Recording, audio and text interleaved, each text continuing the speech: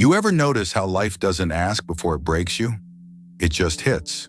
No warning, no mercy, just silence after impact. And in that silence, you start searching. Not for help, but for the old version of yourself that could still smile without pretending. That's when most people quit. They chase comfort like a drug, scroll until the pain fades, tell themselves it's fine. But you wouldn't be here if fine was enough. Here's the truth nobody warns you about. When everything falls apart, you don't meet the end. You meet the mirror. And that mirror isn't asking what happened to you. It's asking, who will you become because of it? This is where Stoic strength begins. Not by ignoring the pain, but by facing it until it loses its authority over you. Today, we're not escaping anything. We're rebuilding from the inside out. Because when your mind learns control, even chaos starts taking orders. And that's the moment you stop surviving and start rising. Control over comfort. You ever notice how comfort always disguises itself as kindness? It says, take it easy, you deserve a break. And for a moment, you believe it. That's how most men lose their fire, not through defeat, but through small negotiations with ease. Pain shouts, comfort whispers. Machiavelli warned that luxury kills faster than war, because comfort blinds a ruler before any enemy can. Pain makes you fight. Comfort makes you forget why you started. And history always proves, no empire ever fell in battle. It fell in comfort. One steals your energy in seconds, the other drains it drop by drop, politely, quietly, permanently. Seneca once wrote, "A gem cannot be polished without friction." He wasn't praising pain, he was explaining physics. Without resistance, nothing shines. Not steel, not spirit. Comfort feels harmless because it rewards you now and punishes you later. Discipline feels cruel because it punishes you now and rewards you forever. They say even pharaohs weren't safe from comfort. Ramesses III ruled Egypt at its height. Gold, temples, power. Yet his greatest threat wasn't from enemies outside, but from those inside his palace, whispering ease into his throne. While he celebrated, they conspired. When he relaxed, they struck. A single moment of comfort opened the gates to betrayal. That's the lesson written in every empire's fall. The moment you stop training your edge, you start sharpening someone else's knife. That's the trade the world won't warn you about, because the world profits when you stay numb. When you choose the couch instead of the call, the screen instead of the struggle, you don't just lose a moment, you lose credibility with your own mind. It starts doubting you. It stops obeying. And a mind that doesn't trust its owner is the real definition of chaos. Most people think they need motivation. They don't. They need integrity. The simple act of doing what they said they would, especially when no one's clapping. There's nothing glamorous about that. It's repetition. It's boredom. It's choosing the gym when your soul wants Netflix. But those choices, stacked quietly, build an invisible crown. Funny how the world calls you disciplined later, but boring while you're building. Let them talk. Noise is just applause in disguise. Control isn't cruelty, it's compassion for your future self. It's saying, I care about you enough not to let you collapse again. The day you stop chasing comfort is the day life starts chasing your respect. Because every small battle you win against ease teaches your nervous system that you are the safe place now. Not the distraction, not the habit, not the escape. Control is a form of self-love that doesn't tweet about it. It just shows up and executes. And yes, there's room for softness here. Rest when you've earned it, not when you've avoided it. Peace is sacred. But comfort? Comfort is the counterfeit version of peace that keeps you from meeting your potential. So next time that soft voice tells you, you've done enough, Ask yourself, is it peace speaking or fear pretending to care? Because comfort will keep you safe, but control will make you dangerous again. And that's when life stops testing you and starts obeying you. Emotions are data, not chains. Ever notice how emotions act like untrained dogs? They jump, bark, and pull you into places you swore you'd never go again. But the Stoics never said, kill the dog. They said, teach it to walk beside you. Marcus Aurelius wrote, you have power over your mind, not outside events. He didn't mean suppress what you feel. He meant don't hand the steering wheel to it. Most people try to fix emotions by drowning them in noise, music, scrolling, drama. But emotion isn't the enemy. It's a messenger. It knocks to show you where your boundaries were ignored, where your ego got too loud, and where your peace still leaks. If you can read your anger without reacting to it, you've already separated yourself from it. That's the beginning of mastery, seeing the wave without drowning in it. And yes, emotions can be dramatic. Anger shows up like it owns the room, jealousy throws a tantrum, and sadness, she's that friend who overstays her welcome and eats all your snacks. Laugh at it once in a while. It helps. Humor doesn't minimize pain. It releases its grip. Here's the paradox. Feeling deeply is strength, but believing every feeling is truth. That's the trap. One brings wisdom, the other brings chaos. When emotion spikes, the weak panic, the wise observe. Write it down. Study the trigger, because every reaction is just an untrained pattern waiting for discipline. That's how most men lose wars they never see, by letting emotion draft the strategy. Emotional control isn't the absence of feeling. It's the art of responding from clarity, not injury. Your heart can still ache while your mind stays calm. You can cry without collapsing. You can love fiercely without losing yourself in the process. That balance is Stoicism in motion. Logic with compassion, discipline with empathy. If this hit you somewhere real, don't scroll away. Leave a word that captures how you face your storms. I read every one of them. So next time the emotion rises, don't silence it, decode it. Ask what it's teaching, not what it's taking. Because once you learn to listen without obeying, your feelings stop being chains and start becoming compass points. Because once you learn to translate emotion into movement, even pain starts pointing you home. Rewrite the story. Ever notice how we keep rehearsing the same story? Different people, same heartbreak, same ending. Why? Because pain doesn't repeat. It auditions for your attention until you finally rewrite the script. It's not life repeating itself. It's you quoting an old script that should have been deleted years ago.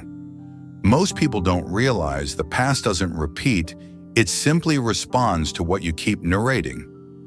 Keep saying, I always get betrayed, and life will kindly send you more betrayers like a customer service algorithm with bad intentions.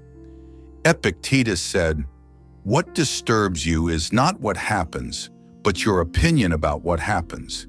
He meant, reality isn't torturing you, your interpretation is. When you cling to the story of what they did, you keep handing them a lifetime subscription to your peace. Rewrite it. Yes, right now. Change, I was broken, to I was rebuilt.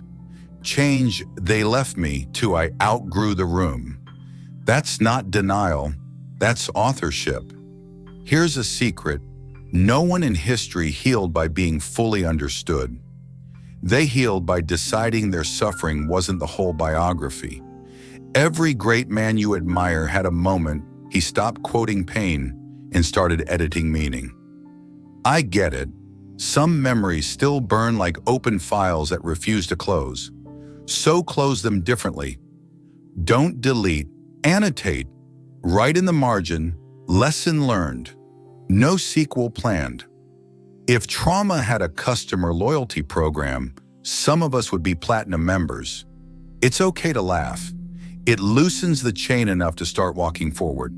Your story stops controlling you the moment you choose to be the editor, not the actor. You don't owe the world another explanation. You owe yourself a new plot. When you speak, make your words cut cleanly through self-pity. When you move, let your silence say, "That version of me expired." The next time someone reminds you who you used to be, smile and think, "That character was written out in season 1." Because the past doesn't need closure, it needs a replacement script. And that's where control of emotion truly begins. You don't owe closure to what never deserved your return. Healing isn't revenge. It's choosing to stop bleeding where no one's looking. You're not rewriting the past.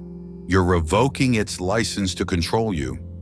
Tell me, what part of your story are you finally ready to edit? Detachment, the real loyalty. Ever notice how loyalty sounds noble until it turns into self-betrayal? You keep giving chances to people who keep proving they don't deserve them. Not because you're weak, but because you mistake attachment for virtue. Attachment says, "I'll stay until it hurts." Detachment says, "I can love you and still leave when peace disappears."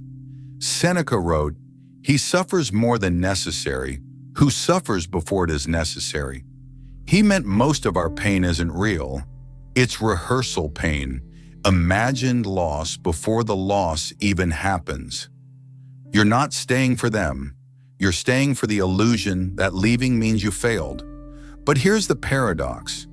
The moment you stop chasing what drains you, you make space for what's meant to stay. You think distance kills love? No. Attachment kills respect first. Distance just reveals it. People will call you cold when you stop bleeding for them. Let them.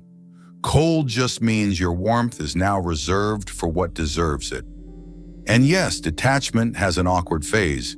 You'll second guess. You'll want to explain. You've done this too, haven't you? That confusion doesn't mean you're cruel. It just means your loyalty finally ran out of illusions. That's how guilt keeps the cage locked. By convincing you the key is kindness. Then you'll realize explanations are just comfort letters to the past. Ever try explaining your boundaries to someone allergic to accountability? It's like teaching algebra to a cat. Stop meowing equations. Just walk away.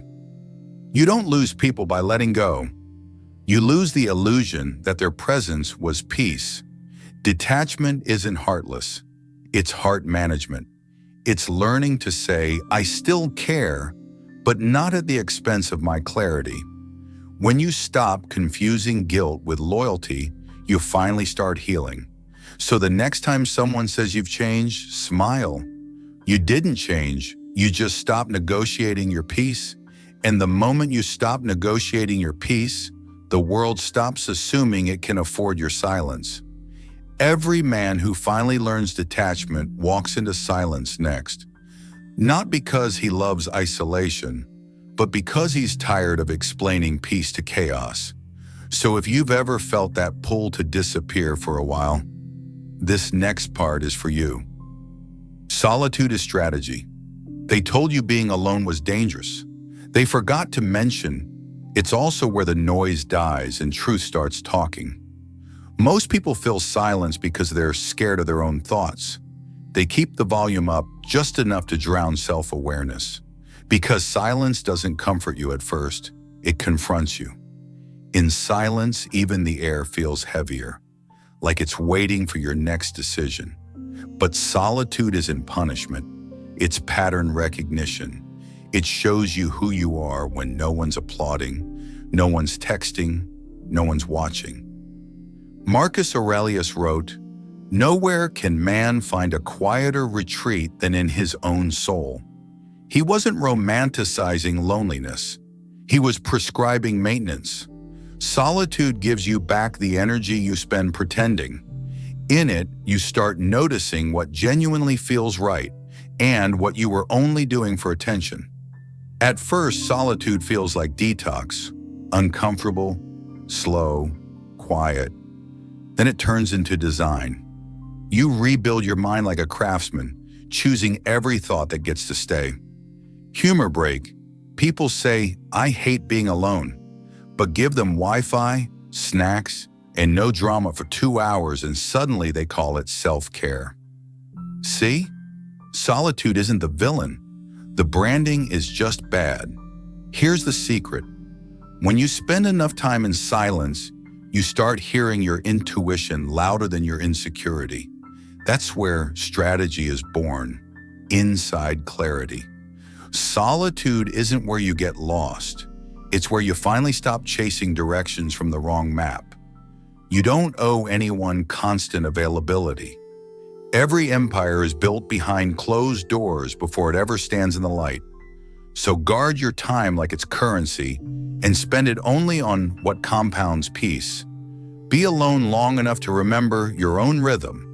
Then when you re-enter the world, you won't need attention. You'll bring presence. And when you return, the silence follows you. Not because you're empty, but because you've become the quiet everyone listens to. If this kind of silence speaks to you, share this moment with someone rebuilding their own peace. And if you're new here, subscribe, not for motivation, but for reminders that strength can be quiet too. Turn pain into precision. You think life's testing you? It's just showing you where your strategy still leaks. Pain isn't punishment, it's pattern detection. It shows up not to ruin your life, but to reveal your leaks. The weak panic when pain knocks. The disciplined invited in for data. Every time life hits you, it leaves coordinates. Where did you hesitate? Who did you overestimate? That's not trauma, that's information waiting to be converted into accuracy. Epictetus said, "Difficulties show what men are." He meant suffering isn't a verdict, it's a mirror. It reflects where your strength ends and where your next evolution begins. Pain becomes power the moment you stop feeling and start measuring. It's the same law Machiavelli lived by. Never waste pain, weaponize it. That's what the old generals knew. Pain was their compass, not their curse. Write down what it exposed, what it triggered, what it taught. Soon, pain stops being an emotion and becomes your analytics dashboard. The world breaks impulsive men first, the ones who shout, who react, who post before they process, but the ones who sit still and calculate. They turn every heartbreak into a blueprint. Pain will make you paranoid if you hide from it, but strategic if you study it. That's the difference between those who suffer endlessly and those who suffer once and never again. Pain doesn't end when it stops hurting. It ends when you understand what it came to teach. Let it train your focus until even chaos looks like a lesson plan. That's how warriors evolve, by replacing reaction with reconnaissance. Anyone who's ever rebuilt a life knows precision hurts before it heals. There's an old parable about a blacksmith who cursed the fire that burned his hands every day. He blamed it for every scar, every blister, every sleepless night. One evening, he threw his hammer down and shouted, "Why must I suffer just to shape something beautiful?" And the fire answered, "Because everything I touch that survives becomes unbreakable." The next morning, he returned to the forge, hands shaking, eyes calm. He finally understood. The pain wasn't punishment. If that sounds like your life right now, breathe. You're just at the forge stage. It was the conversation between creation and endurance. So next time you're hit, don't ask, "Why me?" Ask, "Where's the weak link?" Because when you fix it, you stop bleeding from the same wound twice. And once you stop bleeding, you start hunting. Emotional immunity. The world doesn't destroy you with war, it destroys you with emotional bait. A text, a silence, a tiny insult perfectly timed.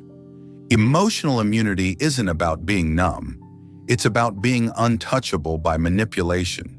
It's when you hear the insult, feel the sting, but stay calm enough to choose your next move instead of explode. Marcus Aurelius wrote, "You have power over your mind, not outside events." That's the Stoic vaccine. Not denial, control, not coldness, clarity. You stop overreacting when you stop overvaluing their opinion. The loudest person in the room is usually the one losing an argument with himself.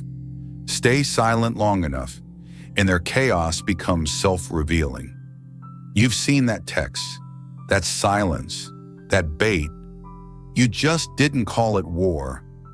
They can't manipulate what they can't measure, and that's why your silence terrifies them. Indifference is terrifying to manipulators. They expect rage. You give them reason. They expect explanation. You give them distance. That's how peace wins wars without noise. You don't become powerful by never feeling. You become powerful by never needing anyone to fix how you feel. Emotional immunity is quiet strength. It's walking through tests that once triggered you and realizing nothing inside you moved. Let the world spin. You stay still. That's not detachment, it's dominance. Because once your mind stops reacting, the world loses its leverage.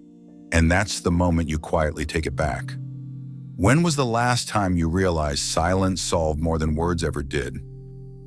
Presence, the silent authority. Powerful men don't raise their voices. They raise the temperature of a room just by walking in. That's presence. Energy so still it makes noise without a sound. People misunderstand it. They think presence is confidence, but it's really calibration. Knowing who you are so clearly that nothing external can rewrite it. Marcus Aurelius said, "Waste no more time arguing about what a good man should be. Be one." He meant, stop explaining your worth. Embody it until silence does the talking. You've seen it before. One person walks in and everyone unconsciously straightens their posture. Not because of fear, but because their energy forces people to self-check. That's psychological gravity, and you earn it through discipline, not noise. Machiavelli called it the art of appearing unshakable. Power that commands without speaking. Presence doesn't need approval. It creates the atmosphere where approval becomes irrelevant. When you stop explaining your worth, people start rewriting theirs around you. When your inner order is unshakable, chaos starts negotiating with you instead. Ever notice the loudest people in a meeting usually contribute the least? They don't want to add clarity. They want to escape their own echo.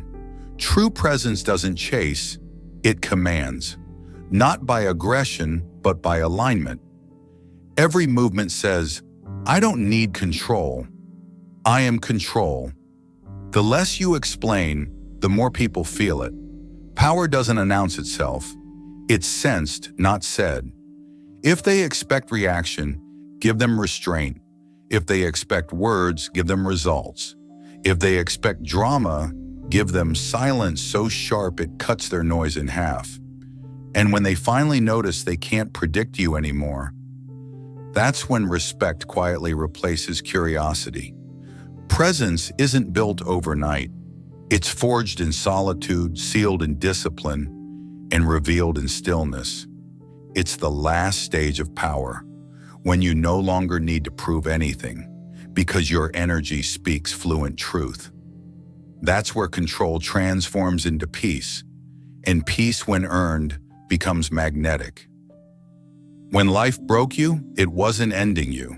It was editing you, trimming what couldn't come with the next chapter. Now you understand, control without compassion is cruelty. Compassion without control is chaos. But together, they form balance. the kind the Stoics called tranquil strength. You've walked through comfort, chaos, pain, detachment, and silence. And if you're still here, it means your mind learned the one truth that outlasts them all. You don't rise by noise, you rise by order. So walk back into your life quietly dangerous. Not harder, just clearer. Not colder, just cleaner. When they ask what changed, you won't need to answer. Your presence will. If something in this spoke to the man you're becoming, tell me what stayed with you. Your words often shape the next video. Thank you for watching Move or Die Stoic. This space exists because men like you refuse to stay broken. Keep building your inner empire, one thought at a time. And remember, when the world tries to shake you again, don't react. Just stand still long enough for it to realize it can't.